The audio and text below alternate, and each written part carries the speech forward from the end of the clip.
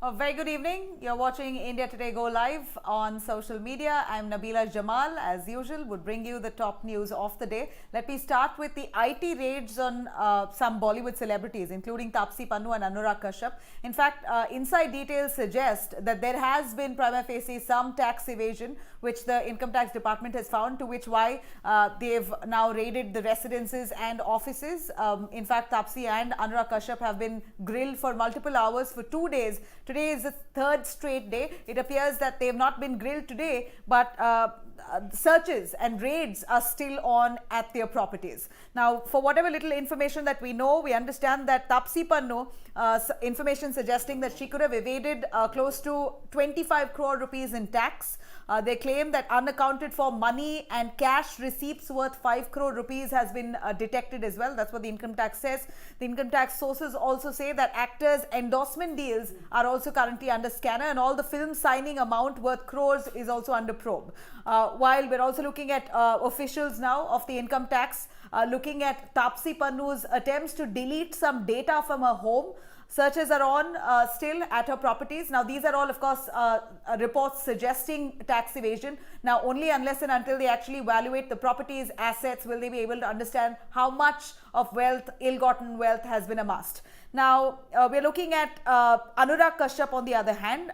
His phantom films, reports from the income tax, sources from the income tax suggest that Anurag Kashyap's phantom films has evaded tax close to 600 crore rupees. We're looking at a tax on stake sale that's also not been allegedly paid according to the profits that has been made. The film's also accused of, the firm there is accused of bogus expenditure and bills, bogus expenditure and bills that the income tax department has detected, and they've shown exaggerated expenditure. Phantom films have shown exaggerated expenditure, which is what is under scanner right now. We're looking at 7 bank lockers related to them that is also currently withheld. In addition to this, Anurag Kashyap has also been accused of bogus expenditure of worth 20 crore rupees.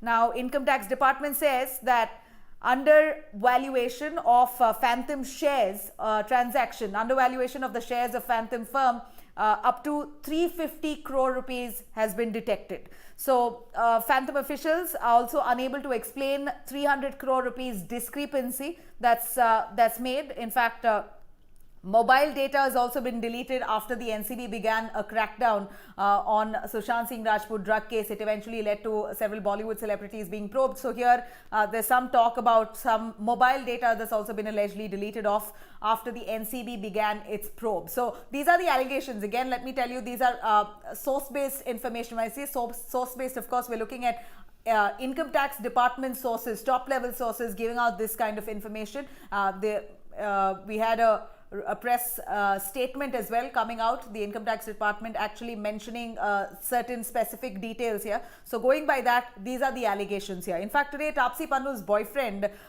who is Matthias Bose, his name, he's former Danish shuttler. He's currently in Switzerland along with the Indian badminton team for the Swiss Open. He has actually reached out to Kiren Rijiju and on Twitter has sought help. Kiren Rijiju, of course, has not received this quite well. The union minister has hit back saying that this is the law of the land. It's not within yours or my capacity, and it's for the law to decide and investigation to take its course. So allow that to happen. Nirmala Sitharaman also, of course, reacted to this, saying that when previous governments raided individuals, there was no hue and cry. Why are we looking at such a chaos and such questioning when this government is raiding those individuals, or any individual for that matter? When this government carries out raids, it becomes vendetta. When previous governments did it, it was not questioned. Here, what Nirmala Sitharaman says, that in 2013 as well, the same person was raided. Was she hinting at Taapsee Pannu itself? That remains to be seen. Some clarity we need on that. But here, we're looking at income tax raids going on for the third day straight against Taapsee Pannu, Anurag Kashyap, Vikas Behel, and a few others. Now, let me go over to the NCB's crackdown on narcotics and drugs in Bollywood. Right after Sushant Singh Rajput's suicide, we saw the NCB go heavy on probing into how much Bollywood was neck deep deep into drugs and who were involved in procuring, selling, supplying, consumption. All of that was looked into. Several stars, including Deepika Padukone, Shraddha Kapoor, Sara Ali Khan, were also called in, probed. Their statements were taken. In fact, now the NCB has drawn out a 30,000-page charge sheet. Where many of, in fact, all these stars' statements, whatever they said as per their involvement in any of the drug nexus there, their statements have also been mentioned very clearly in this NCB charge sheet. Now, of course, I did find out if at all this will mean that people like Deepika Padukone, Sara Ali Khan, Shraddha Kapoor, who had been summoned, and their statements now is mentioned in the charge sheet, will they again be summoned by the NCB? Sources tell us that they will not be summoned again. This is just as per prima facie, whatever investigation has been done, whatever investigation, after investigation, whatever information that they've procured, that has been mentioned on the charge sheet. That does not mean Deepika Padukone, Sara Ali Khan or Shraddha Kapoor will be called back again. If there's need be, then their advocates will be representing them. For now, it doesn't seem like they're going to be involved. But what's important to note here is Rhea Chakraborty has been named in the charge sheet. She's been named as accused number 10, and several allegations have been leveled against her in this charge sheet. And those allegations include that Rhea Chakraborty was financing illicit drugs and drug trafficking. She's also been accused of using Sushant Singh Rajput's house to store the drugs. She's also been accused of discussing drug procurement extensively through phones, through messages and chats. Also found some chats and mobile records to show that Rhea Chakraborty initiated payments to procure drugs.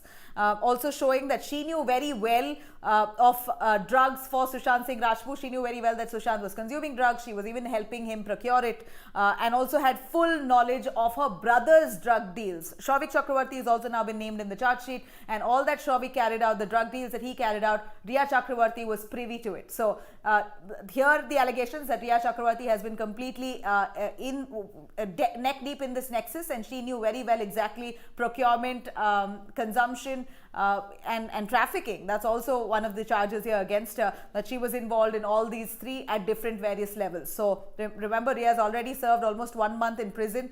She's fought for her bail and finally is out. Now this charge sheet, how will it proceed and how will she fight it further remains to be seen. Quickly cutting across to Karnataka, the sex scandal, the sex for job scandal that came about with Ramesh Jarkioli, Minister of Karnataka, who was caught, visuals that went viral after a CD that was leaked, after visuals that showed him in a compromising position with a girl, where he allegedly promised to give her a job if she went to bed with him. Now, these are allegations that have come in. An activist in Karnataka has put out these allegations. Owing to these allegations, Ramesh Jarkioli, who seemed to have been the mastermind behind BJP coming to power in Karnataka. Remember, Ramesh Jarkioli was with the Congress. After some differences, after Congress and the JDS came to power in Karnataka, he was not accommodated in the cabinet, so he went rogue. He got many of the leaders within the Congress party to defect and resign, and then join the BJP, and then the BJP came to power in Karnataka. So this is the man, Ramesh Jarkioli, who was really the front man to bring the BJP to power in Karnataka, is now in the spotlight with this sex scandal. He obviously calls this political conspiracy. Now there's reports suggesting that this man, the activist who leaked this CD, whose name is Dinesh Kalahalli, the activist has complained that he is now facing death threats.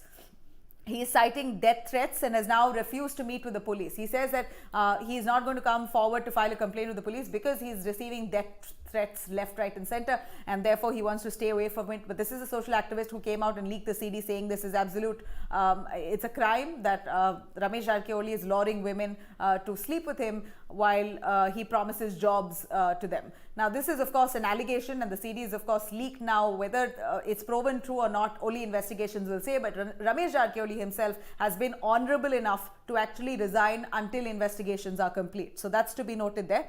While let me quickly move to Vaccination Drive 2.0 that's currently on, where we're looking at politics that's now emerging. Many of the states, non-BJP ruled states in the country, are refusing or hesitating to use the Covaxin vaccine. Remember, Covaxin by Bharat Biotech hasn't really fully completed the phase 3 clinical trials. It's just about nearly coming to an end. In fact, in January itself, it completed those initial trials. It's waiting for a nod from the regulatory body, from the DGCI. Now, DCGI, beg your pardon. And unless and until the nod comes about, many of the non-BJP ruled states are refusing to use it. In fact, we're looking at several states, including Kerala, who has been hesitant, Punjab, Chhattisgarh, they've all been hesitant to use this Covaxin. Now, this comes despite the Covaxin demonstrating 81% efficacy so far. Prime Minister Narendra Modi also got the Covaxin jab. So, we're looking at states, non-BJP ruled states, still hesitant. One can be rest assured that, as per experts in India, that Covaxin is a safe vaccine, but it appears that some of the states don't trust. Let me quickly cut across to West Bengal politics. Heavy, hardcore battleground that it is ahead of the assembly polls in West Bengal. We're looking at Mamata Banerjee now declared in a press conference that she will be contesting from Nandigram. Now, Nandigram is a very important constituency because Nandigram is ideally the constituency of defector Suvendu Adhikari, who was the right-hand man to Mamata Banerjee and has now quit the TMC and joined the BJP. So she's now dared the BJP that she will take on the challenge from Nandigram itself and ensure that Suvendu Adhikari is defeated. So she's basically got the battle and the challenge right at the doorstep of the BJP, while Suvendu Adhikari, on the other hand, has said categorically and with conviction, challenging Mamata Banerjee, that he will ensure, he will script an absolute downfall of Mamata Banerjee. So the battle has begun. We're looking at Mamata Banerjee, who is now clearly announced she's only standing from one seat, not 2 seats. She says, I'm not taking the safe challenge, I'm taking the tough battle, and she will now give up her safe seat, which is Bhawanipur, and now contest from Nandigram. While she speaks about many of the candidates now who've been given tickets, TMC released the candidate list. Several newbies have now been inducted into the candidacies. In fact, many new inductions, several stars who've joined the TMC are now going to be given tickets. Their names have also been announced. And what's very exciting here is that 50 women, TMC has given out tickets to 50 women this time. Unprecedented, to say the least, of any political party so far in India, to be involving 50 women, giving them tickets for the assembly election. So we're looking at several candidates now in the fray. Let me tell you, even 42 Muslim candidates have been given tickets here by Mamata Banerjee. We're looking at 17 candidates from the ST and 79 candidates from SC have also been given tickets. So Mamata Banerjee has given out, fielded now close to 10 actors, singers, cricketers. So we're looking at people from cinema, from culture, art, and of course politics, and sports, who have been given prominence here. Several names that are doing the rounds, including June Malia from Medinapur, who will be contesting, Sayantika Banerjee from Bankura, filmmaker Rhea Chakraborty from Barakpur, actor Sayoni Ghosh has now been fielded from Asansol Dakshin, Singh Aditi Munshi from Rajarhat, who's been fielded, Kaushani Mukherjee from Krishnanagar Uttar, Soham Chakraborty from Chandipur. These are all the young blood who's now been inducted into the TMC. Very exciting phase for all those newbies. We are looking at, on the other hand, Tamil Nadu. Still, there seems to be a seat-sharing tussle between the DMK as well as the Congress party. The Congress was pushing for 41 seats to contest from 41 seats. Even 2016 also they asked for 41 seats, but they eventually won 8. So even this time, recently Bihar held elections, Congress had a tough time. It was quite a drubbing for them there. And learning those lessons, it doesn't seem like the DMK here in Tamil Nadu wants to give up that many. So they've stuck with their stance of 22 seats. And now from 41, Congress is willing to take at least 27. But still DMK is adamant on its stance that they will give only 22 seats, while the Congress is asking for 27. That tussle has not yet ended. We're going to continue tracking that. Now, we're looking at Kerala. Some sensational allegations against Pinarayi Vijayan, the Chief Minister of Kerala. The gold scam case, one should remember, that much of gold that was smuggled through the UAE into Kerala. The Swapna Suresh, she was caught smuggling crores of rupees of gold and foreign currency. We're looking at Swapna Suresh, who was the prime accused here, alleging some startling allegations, saying that she carried out the crime at the behest of the Chief Minister of Kerala, Pinarayi Vijayan. She accuses Pinarayi Vijayan of actually entrusting her to actually smuggle foreign currency and gold through the consulate, through the legal government channels, and this allegation has of course created quite some commotion there. It remains to be seen how Pinarayi Vijayan himself responds to these allegations. He's often shrugged it off, saying this is vendetta politics, and this is the BJP, in fact, trying to influence the central agencies and put pressure on these accused to make such allegations. He says he's being framed. Let's see what happens next. On the other hand, we're looking at Kerala politics also now becoming a little interesting with Sridharan, the metro man, who's now keen on becoming the chief ministerial face for the BJP. Just yesterday, there was a lot of commotion after news reports came out, or rather a lot of talk. It also came on the news that Sridharan is going to be the face of the BJP as chief minister.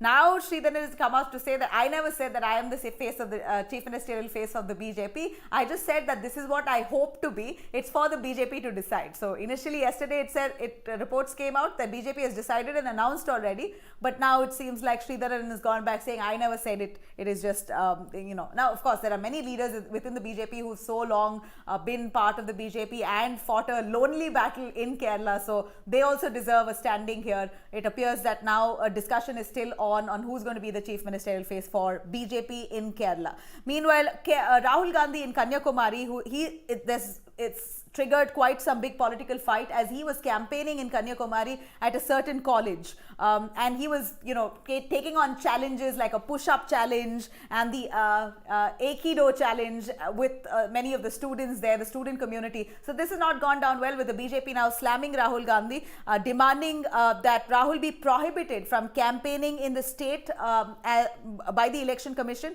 and an FIR has also been registered against Rahul Gandhi there under section 124A, and they say that this is the violation of Model Code of Conduct and ask for the Election Commission to crack down on Rahul Gandhi while they register this FIR here. Now, last, as I come to a close here, we're looking at murky twist in Ambani's bomb scare case. Remember Mukesh Ambani, right outside his house, there was a car that was laden with explosives or gelatin sticks there, and a threat letter that was addressed to Mukesh Ambani saying this is just a trailer. That car, the Scorpio car's owner, let me tell you his name, Mansukh Hiren, has been found dead today, and that's shocking. In fact, the owner of this car has been found dead, allegedly prima facie looking as a suicide. That's what the Mumbai police says, and he has jumped into the Kalwa Creek in Naupada. The police have now spotted his body. They've just retrieved it. Now investigation further underway. It only gets murkier and scarier, to say the least. All right, that's it for me here. Thank you very much. Have a good day.